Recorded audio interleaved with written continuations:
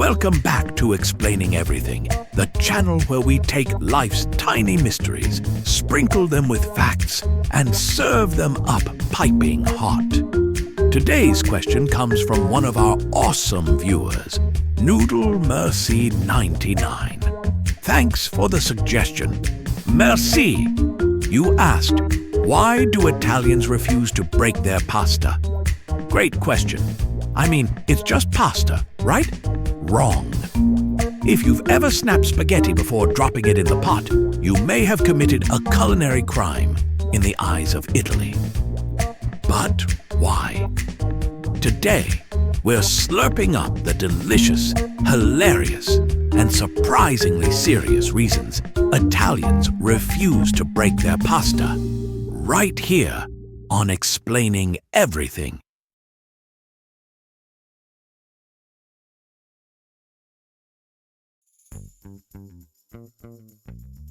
Okay, first things first. Italians take their food very seriously. Pasta isn't just dinner, it's an art form, a tradition, and honestly, a national treasure. Breaking spaghetti, that's like drawing a mustache on the Mona Lisa. You see, long pasta, like spaghetti, linguine, and fettuccine, are designed to be long. The length isn't random. It's meant to twirl perfectly around your fork, creating those beautiful, Instagram-worthy pasta spirals. Snap it in half, and suddenly you've got stubby noodles flying everywhere. Not only is it messy, it's inelegant. And trust me, Italians live for elegance in the kitchen. If you're serving broken spaghetti, you might as well be serving soggy cereal at a royal banquet. It's just wrong. And here's the kicker. Some Italian grandmas believe broken spaghetti brings bad luck, like your sauce will never stick again level of bad luck. You might not believe in pasta curses, but are you willing to risk it? Because let's be honest, upsetting an Italian grandma is a bold move. And no one wins in a standoff with a woman holding a wooden spoon.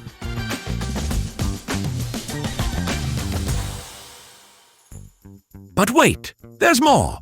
It's not just about appearances. The shape and length of the pasta are carefully matched to different sauces. Long pasta is made for lighter, oil-based sauces. Think aglio olio or carbonara. The length lets the sauce coat every inch evenly as you swirl it around. Break it in half, and suddenly the ratio's off. The sauce can't cling the same way. It's like trying to wear a crop top in winter. Technically possible, but you're missing some important coverage. Short pasta shapes, penne, rigatoni, fusilli, exist for thicker, chunkier sauces. If you want small pieces, use small pasta. That's the Italian way. Fun fact, some Italian grandmas will refuse to cook broken spaghetti. They'll make you toss it and start fresh. Imagine having that level of commitment to carbs. And honestly, can you blame them? For Italians, pasta isn't just food, it's respect. Every noodle deserves to live its best, unbroken life, preferably swimming in a delicious sauce.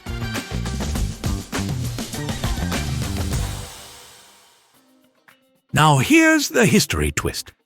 Back in the day, pasta was made by hand and dried in long strands hung from wooden poles.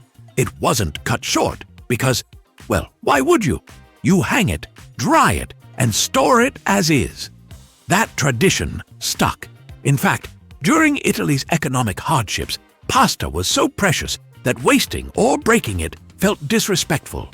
Pasta makers engineered their noodles for maximum cookability and efficiency, long strands included. Breaking pasta became seen as lazy, or worse, disrespectful to the dish itself. Italians love respecting food. They respect their tomatoes. They respect their olive oil. And don't even think about asking for Alfredo sauce in Rome, unless you want a very long lecture.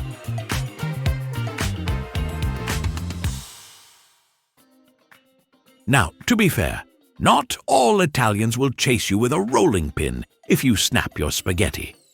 Some younger folks don't mind, especially if they're cooking in small pots. But online? Oh boy! Try posting a video of broken pasta on TikTok, and you'll summon the pasta police faster than you can say al dente. Italians and Italian food purists everywhere will appear in your comments, armed with memes, emojis, and strong opinions. It's not just gatekeeping, it's passion. Food is culture, and pasta is a big part of Italy's identity.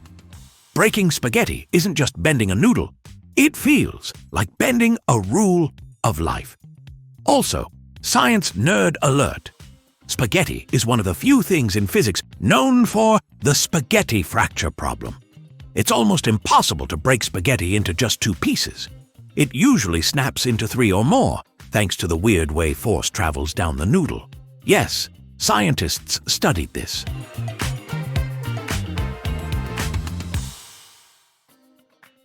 So, should you break your pasta? Look, if you're in Italy or cooking for Italian friends, just don't. Get a bigger pot. Boil it whole. Twirl it with pride.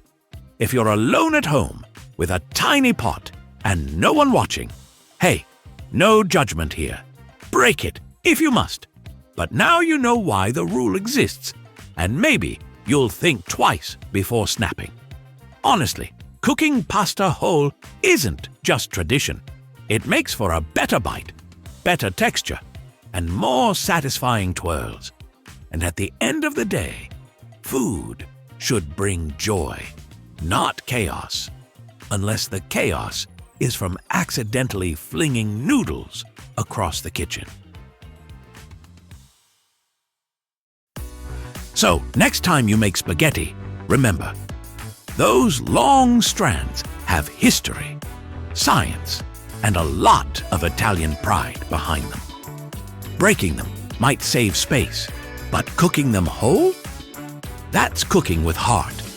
And if anyone tries to shame you for snapping spaghetti, just invite them over for dinner and settle it with a plate of perfectly twirled, unbroken noodles. Because nothing brings people together like pasta. Long, beautiful pasta.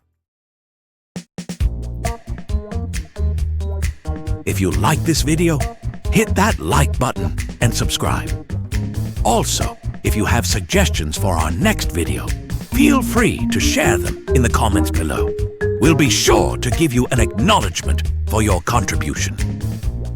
Thank you for tuning in, and join us next time here in the channel that answers all the why, what, who, where, and how questions you've always wondered about, here on Explaining Everything.